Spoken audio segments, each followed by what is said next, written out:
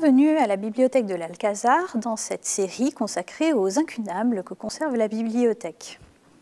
Cette vidéo est consacrée aux incunables italiens que nous conservons, notamment les premiers incunables italiens et à la façon dont la nouvelle invention s'est diffusée en Europe et d'abord en Italie et à Rome.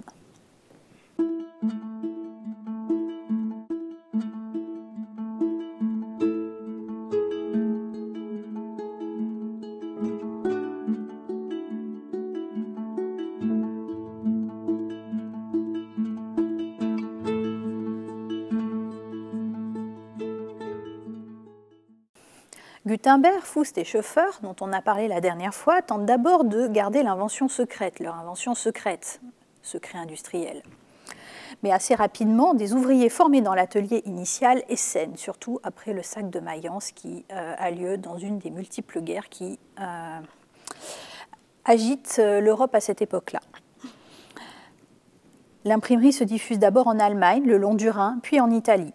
La première presse italienne est installée au monastère de Subiaco, près de Rome, en 1464. Venise suit ensuite. Arnold Panartz et Konrad Schweinheim sont les deux imprimeurs allemands qui ont introduit l'imprimerie en Italie. Leurs dates de naissance et de mort sont inconnues. Arnold Panartz vient des environs de Francfort, dans la localité de Schweinheim. Schweinheim vient d'Eltville, à côté de Mayence. On ne sait s'ils se connaissaient avant de partir en Italie.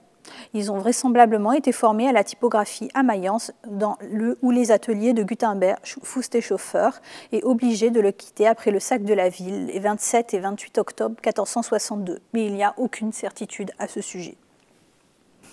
Nous conservons à la bibliothèque un ouvrage imprimé par ce duo à Rome en 1472. Il s'agit des Sermones Quadragesimale de Penitentia, c'est-à-dire il s'agit en fait tout simplement d'un recueil de sermons sur la pénitence. Donc c'est un ouvrage destiné aux prêtres pour préparer leurs propres sermons pour la messe du dimanche.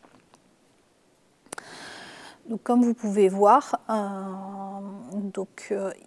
ils ont un aspect assez moderne puisque les caractères typographiques utilisés par le duo sont romains, c'est-à-dire qu'ils imitent une écriture moderne et c'est ce dont nous avons beaucoup plus l'habitude.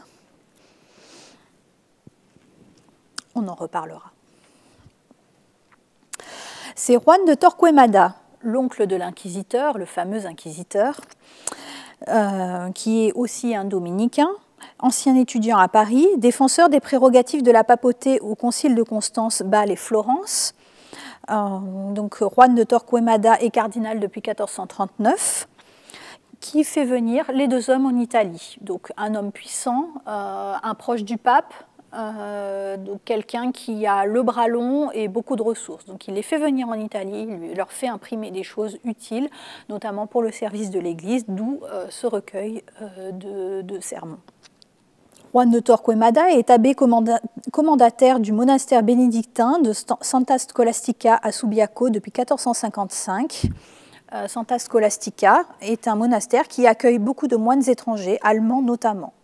Subiaco dispose d'une bibliothèque et d'un scriptorium avec la présence de copistes. C'est-à-dire que ce n'est pas un hasard si l'imprimerie se développe d'abord à Rome et d'abord dans ce monastère-là. Il y a à la fois une riche bibliothèque, des livres que le duo d'imprimeurs allemands peuvent reproduire. Et ils ont le soutien d'un personnage très puissant, donc un abbé commendataire n'étant pas un abbé normal, c'est-à-dire que c'est un abbé qui n'est pas présent sur place et qui se contente de toucher en fait les subventions, mais l'abbaye est quand même placée sous sa puissance. Panartz et Schweinheim arrivent à Subiaco en 1464. Ils y ont peut-être imprimé un Dona dès 1464, mais le premier livre imprimé sur les presses de Subiaco est conservé, et l'édition latine de Lactance en 1465 ou celle du De Oratore de Cicéron parut la même année. On ne sait pas lequel des deux est le premier. En 1467, les deux imprimeurs quittent Subiaco pour s'installer à Rome, où Francesco et Pietro de Massimi mettent leur palais à leur disposition. Donc là, ils sont encore dans les hautes sphères de la noblesse romaine. Donc cet ouvrage-là est imprimé après leur départ de Subiaco. Les ouvrages de de Juan de Torquemada ont eu énormément d'écho à leur époque, donc en cette fin de XVe siècle. Et une fois que l'imprimerie est diffusée assez largement, ils sont imprimés à de nombreuses reprises. Donc là, nous en possédons 2 à la bibliothèque. Donc celui-ci, que vous pouvez voir, donc avec une impression gothique, voilà, avec des lettres rouges toutes simples. Cet autre volume, donc, qui est plus tardif et imprimé en France, donc, qui nous fait connaître la pensée de cet homme qui n'était pas que l'oncle d'un inquisiteur, mais qui était aussi un grand théologien pour son époque, très lu et qui avait beaucoup d'influence.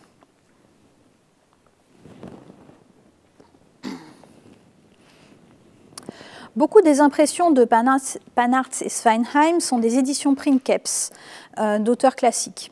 Pour la préparation de leurs éditions, ils travaillent en étroite collaboration avec Giovanni Andrea Bussi, évêque d'Aleria, qui est leur éditeur scientifique, en quelque sorte. On n'utilise pas ce terme-là à cette époque-là, mais il remplit cette fonction. Et il leur sert aussi de correcteur d'épreuves. Bussi s'était fixé pour objectif la publication de tous les grands textes latins, afin de mettre rapidement les textes de base à disposition des étudiants et des érudits les moins fortunés, le coût des livres imprimés étant inférieur à celui des manuscrits. Bussi cherchait aussi les manuscrits, en obtenait de leurs possesseurs le prêt, déterminait les meilleures versions, établissait le texte et corrigeait les épreuves. Ses contemporains lui ont reproché la hâte avec laquelle il préparait l'édition scientifique des textes. Notamment, Niccolò Perotti critique vivement l'édition de 1470 de l'Histoire naturelle de Pline, et la seconde édition de ce texte en 1473 chez Panhard et Sveinheim sera celle de Perotti. Bussi était lui-même conscient de ses imperfections et cherchait à améliorer ses rééditions. Donc là, on voit se développer dans ce tout premier atelier romain, en fait, tout un milieu intellectuel qui réfléchit à l'édition critique des textes classiques.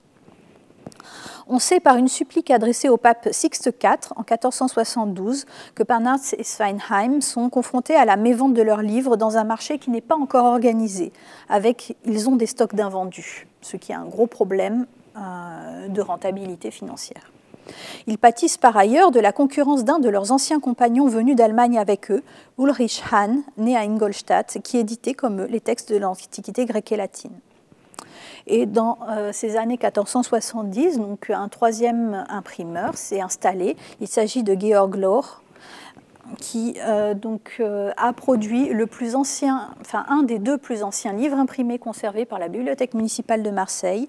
Il s'agit des Quaestiones des Duodecim Quodlibet de saint Thomas d'Aquin. Donc, il s'agit de cet ouvrage-là, imprimé vers 1470.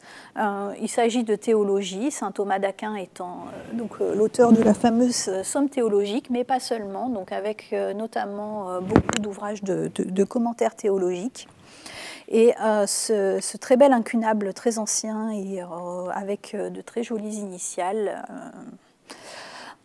témoigne justement de la vitalité de ces éditions et de ces recherches de textes utiles pour les intellectuels de cette époque, la théologie étant un élément très important des débats intellectuels de cette fin de XVe siècle. La prochaine vidéo sera consacrée à la diffusion de l'imprimerie à Venise et notamment dans l'atelier de Nicolas Janson, un espion.